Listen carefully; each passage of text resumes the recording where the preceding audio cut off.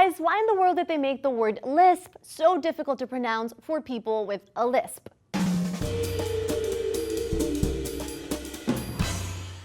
Hey, Lisette here for DNews. The scientific term for a lisp is sigmatism, which is the mispronunciation of sibilant sounds. Sounds like s's, z's, sh's, and so on. When people have trouble pronouncing one or more of these sounds, they're said to have a lisp. And about 10% of people in the US have a functional speech disorder, which includes lisp.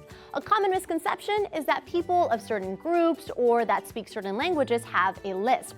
But lisps actually have to do with difficulty in saying certain words correctly. As we all come in different shapes and sizes, we all have variations in how our teeth are positioned, how long our tongue is, and how long our lingual frenulum is.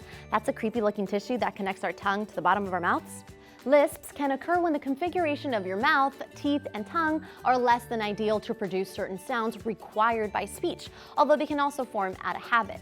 The trickiest sounds for people with a lisp to pronounce tend to be the s, z, r, l, and th sounds. These are typically the result of one or more of the four most common types of lisp. The interdental lisp, when the s or z sounds end up sounding like th, happens when your tongue sticks out between your front teeth. If you had these teeth knocked out when you were a kid, you may have had a lisp temporarily. So something like seashells would sound like thifelf. A dentalized lisp is similar to the interdental lisp, but instead of having your tongue protrude through the teeth, it just presses against the front teeth, which can make certain sounds seem muffled.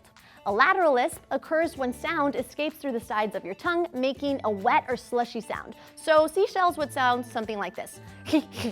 The palatal lisp occurs when people try to make sounds like S, but their tongue touches their soft palate, and they end up saying things like huh instead. Some studies suggest that frequent childhood ear infections or hearing problems may also influence lisp, but just because you have a lisp at one point doesn't mean you'll have a lisp forever.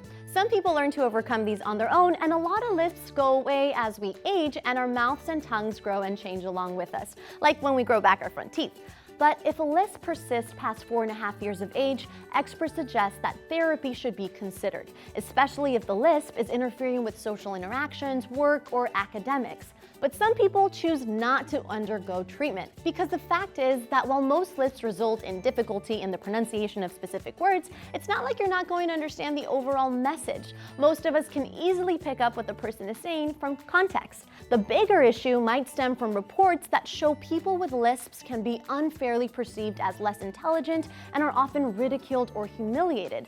Lisps exist because of the physical structure of our mouths and how we learn to speak. It's just like how we learn to walk. It doesn't reflect who a person is. In fact, according to the DSM-5, the diagnosis of a speech sound disorder requires that the person feels it is inhibiting them. If they don't think it's a problem, medically, it isn't. Another way people speak that has become popular is vocal fry, and it gets a bad rap. What is the vocal fry and why are some people getting flack for using it? Check it out here.